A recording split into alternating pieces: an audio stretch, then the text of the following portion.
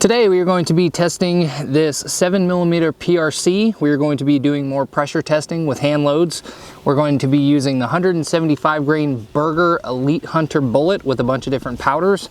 We have 1, 2, 3, 4, 5, 6 different columns with a few siders, and we're just going to see if the max charges are correct in this gun and that we are going to see pressure where we're supposed to see it, figure out what is comfortable to load in this gun safely. And we're not really testing accuracy because we are just going to be firing one round of each powder charge, but we're going to put them on paper anyway just to see how they do. So for those of you that are curious about the equipment and the components and everything in detail, that will be in the description below the video. The rifle that we are using is a full custom rifle, MDT 3-port muzzle brake, proof research 1 and 8 twist, 24-inch barrel pre-fit for the Terminus Kratos action, which is their long action. Warne Mountain Tech rings, Athlon Aries 4.5 to 27, I believe, scope. Pretty sure that's everything, but MDT HNT26 chassis, that's the last thing, and MDT Skypod as well. So obviously very expensive equipment. We expect this rifle to shoot very good. Played with the 195 Extreme Outer Limits bullets, and they showed some promise, but the velocities were a little bit lower than we were hoping to achieve with this longer barrel. So we're going to try today to see if we can get these 175s to 2900, 3000-ish. Hopefully that will be easily obtainable without any concern. I suspect 2900 will be a lot more feasible than 3000, but we're going to try for 3 anyway because that's what we want to see. But we're going to get started here shortly. The target is at roughly 90 yards. I'm sorry for those of you that are leaving the video now because I cannot get to 100, but I don't care. So the powders we're going to be testing are Retumbo, H1000, H4831 shortcut, N565, 568, and 570. So we got basically all Hodgdon and Vihtavouri powders split right down the middle. And we are going to start off by putting a couple ciders on paper. I don't actually remember. Oh, okay, so the 3 ciders are loaded with H1000, 64 grains of it. So we're actually just gonna try to put that on the top left diamond, make sure that this gun is on paper and that we're not gonna kill the target camera. And then we will proceed to do our pressure testing, and I will name off each of the powders that we're gonna test as we go through them. So we're gonna start off with these 3 ciders and see how it does. See where we're at.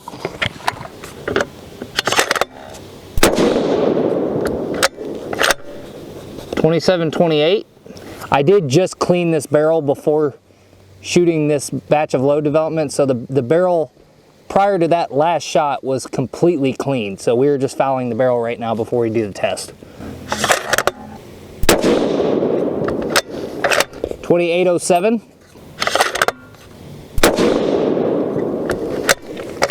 2797. So now that we verified that we're going to be at our point of aim, we're going to probably shoot at that same diamond. I might move to another one, but I want to try to get all these.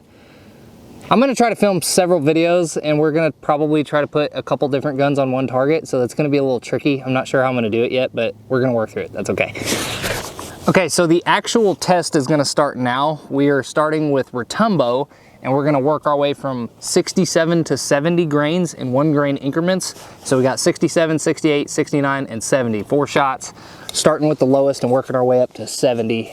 We're gonna go ahead and we're just gonna move over to the top of the center diamond and shoot for that.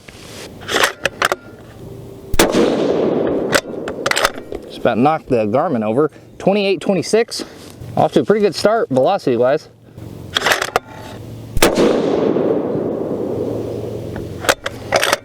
2879, we're already almost at our goal. 2909, I did feel a little bit of heavy bolt lift, but I did not give the gun a break after the sight-in shots, so I do kind of expect these last 2 to be kind of hot. But we're already at 2910, so we're already there. And they are grouping well. 2969. So I was feeling a little bit of heavy bolt lift there. So they were definitely experiencing some heat as far as chamber pressure goes, but I don't think that it was dangerous, because I do question whether or not it was the fact that I had run 3 siders before that in the hot sun on a warm day and then not giving it any time to cool off before I started running straight up to max charges. And this gun's not going to be fired under long shot strings, but we're going to move this thing and the ammo, the gun and the ammo, into the shade, give it a little bit of a break before we move on to the next powder column. I lost my sheet. I didn't even realize it blew it away, but I'll go find that, get this thing cooled off a little bit. 2969 is plenty fast enough for me to be happy with that combination, assuming it doesn't provide or doesn't show pressure all the time. If that's something that shoots as good as it shows that it can shoot, because again, every one of those is a different charge, and it already looks like there's some serious accuracy potential, so that's really exciting. That's a good start. We're going to move through all this and see how the rest of them do, obviously, but as for just seeing what this bullet is capable of, I'm already pretty stoked, so that's good. Okay, next up is H1000. We are going to be going from 64 grains to 67.2 grains. So we got 64, 5, 6, and then 67.2. We're just adding the last 0.2 grains because that's the technical max, but I like round numbers, so sometimes I'm weird about that. But anyway, we're going to be starting with 64, 1 grain increments up to 67.2. Gonna be going for the top right diamond on the target. 2765,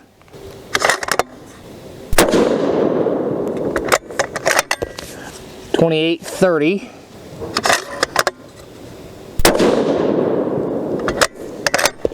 2871. The bolt lift felt heavy on that one too. I mean, the brass looks fine, but it's kind of hard to tell with 3-lug actions sometimes because the bolt lift is always a little bit heavier, so it's just kind of difficult at times.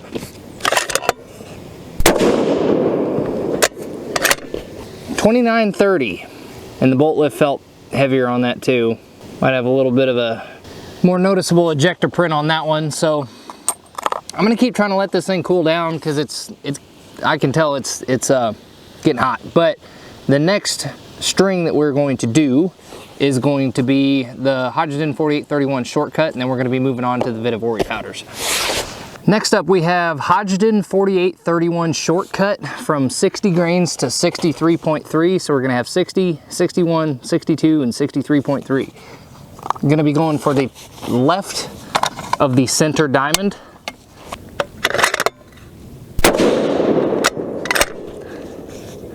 $27.12.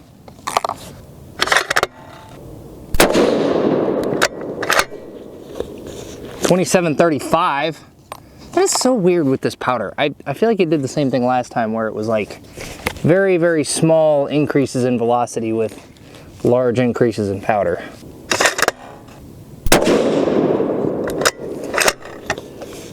$27.86. Got a bit of an ejector print on that one, a little bit heavier bolt lift.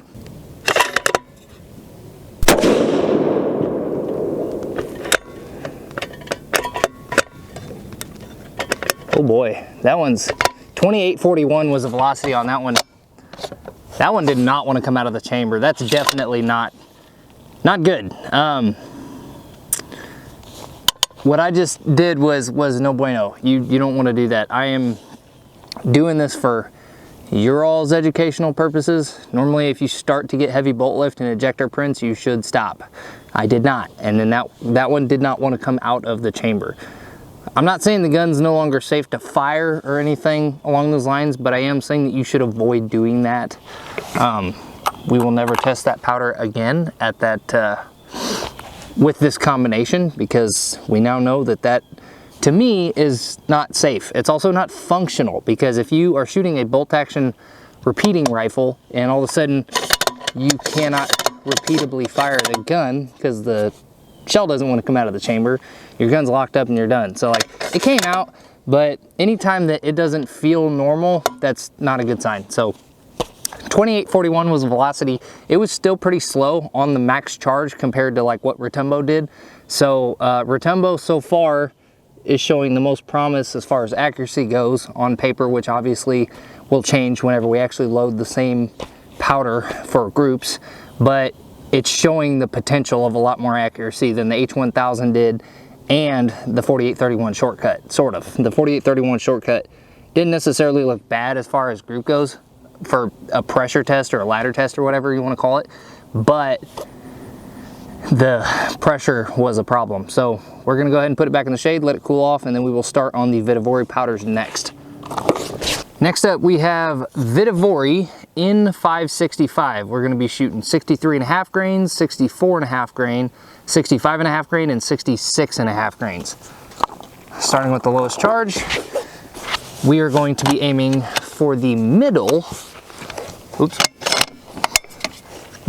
of the center diamond. So right smack dab in the middle of the target. I have a feeling the velocity on these are gonna be low, so if they're higher, great, but I don't expect these are gonna be anything impressive. 2750, or I'm sorry, 2747. All right, I'm glad I was wrong right out of the gate. That's good. That makes me really happy, actually.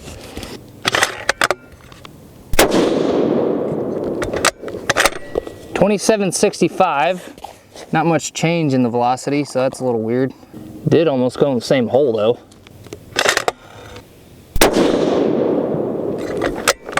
$28.25. Well, whether it's gonna get to the velocity we want it to or not, the accuracy is definitely there. That's no joke.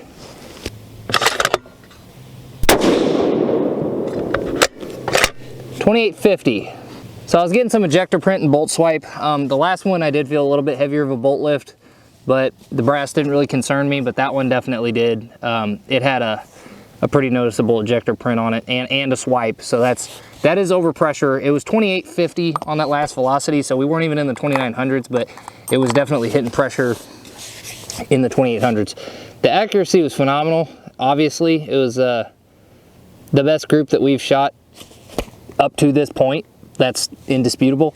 But again, we're not shooting groups. We just want to see what it does on paper while we are figuring out the velocities and the comfortable pressures. And when I say comfortable pressure, I just mean what's safe.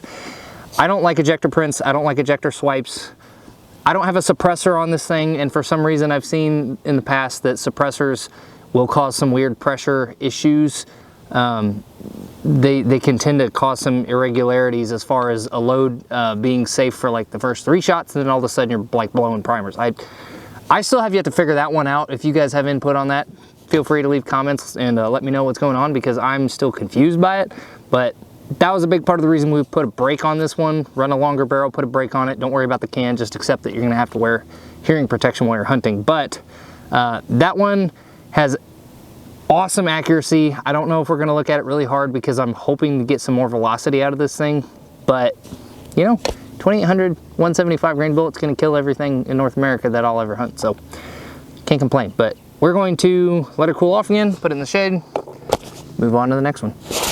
Next up is Vihtavouri N568. We're going to be doing 67.5 grains, 68.5 grains, 69.5 grains, and 70.7 grains. We're going to be aiming for the right side of the center diamond.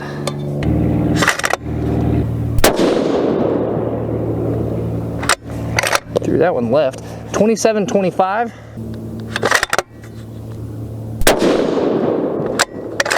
27.47.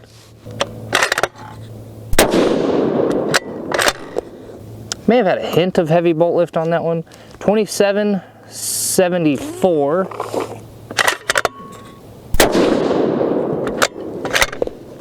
28.55. You might have an ejector print starting to form on that one. I can't really tell. The light keeps dipping in, coming out. I'm sorry if that's like really poor camera quality for you guys. I have a hard time figuring out how to get that thing to adjust when the clouds are out and it's sunny and then dark and then sunny and dark again. I haven't figured out quite how to do that yet.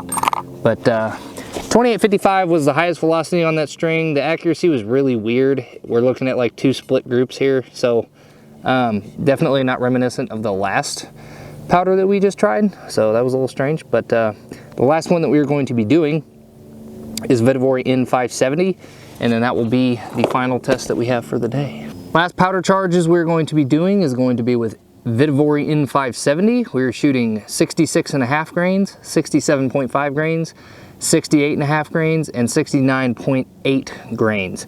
So moving up in 1 grain increments until that last charge, where we're going to be jumping up by 1.3. So that's going to be a little bit higher of a incremental shift. But we are going to be aiming for the bottom of the center diamond and hoping that this thing can produce some higher velocities, which I need to set in my chronograph because I just about forgot.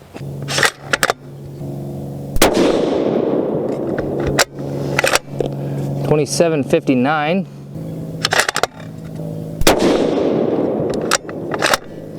$27.66.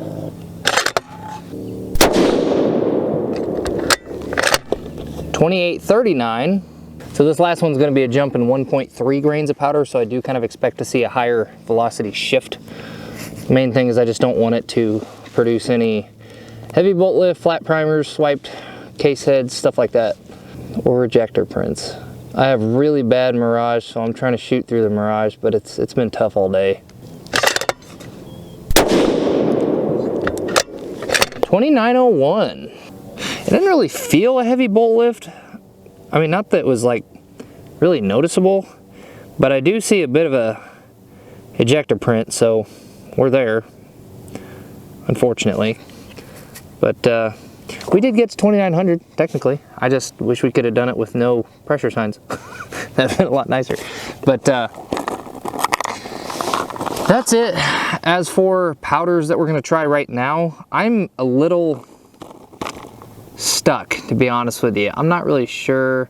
I've got some, I'm gonna do probably one more test with 168 grain cutting edge bullets, just for curiosity's sake. I don't shoot them very often because they're so dang expensive, but this gun's not gonna get shot often, so that's kind of okay as far as not putting high volume of bullets through this thing.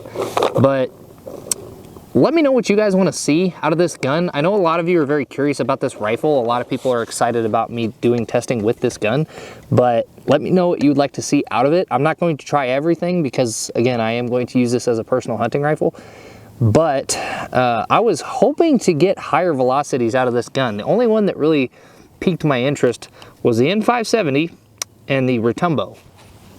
The N565 did shoot really good as far as accuracy on paper, but that's not really the point of the test. I do want to see what it's doing downrange, but that wasn't the sole focus of the test. I wanted to figure out where the pressure was, and I wanted to know what kind of speed we were going to get out of all these powders. And Retumbo and 570 are the only ones that I really wanted to even pursue any farther, but they still didn't go as fast as I was wanting them to. Retumbo got to like almost 3,000, but not without pressure. So realistically speaking, mid to high 2800s at best, I think is kind of where we were going to be at, unless the barrel speeds up with that powder and this bullet, unless I can do some tweaking and get some more powder in it without having pressure signs. But as of right now, I am thinking that's kind of our best bet. I may go back to the 195s. If we're looking at like a 175 at 2850 or a 195 at 2750, I'm probably going to pick the 195 at 2750. That's just kind of what I lean to, but that's just me. So we'll look at it more. Not entirely sure. I was just expecting a little bit faster velocities out of this thing. So a little bummed on that front because I thought I was going to use this bullet, but I'm not too sure now. Not that they shot badly. I'm just kind of surprised I didn't get faster velocities. So we'll keep messing around with it, but look for a 168 grain cutting edge bullet test next. More than likely that's what I'm going to do before I just completely settle on one thing or another. We're going to see what kind of speeds we can get out of those, but usually the BCs on those bullets aren't as good as they should be. I don't mean to stab at cutting edge, it's just all copper bullets tend to lose BC pretty quick as far as like typical style all copper lathe turned bullets. It's just, unless you get huge calibers, the BCs usually just aren't that great. It's kind of weird, but I'm going to quit talking your all's ear off. Thank you guys for watching this video. Again, please leave me any suggestions, comments, stuff you want to see. Help me out. Let me know what you want to see. Vote in the polls that I put out. Comment in the videos. Let me know going forward what you're interested in. I really appreciate the feedback. You do help to keep me motivated to keep doing this because it's kind of annoying getting the cameras out every time, but I will do it for you guys. So thank you all for the feedback. Thank you for watching. Y'all stay risen, take care, be safe, and we will see you in the next video. Phew.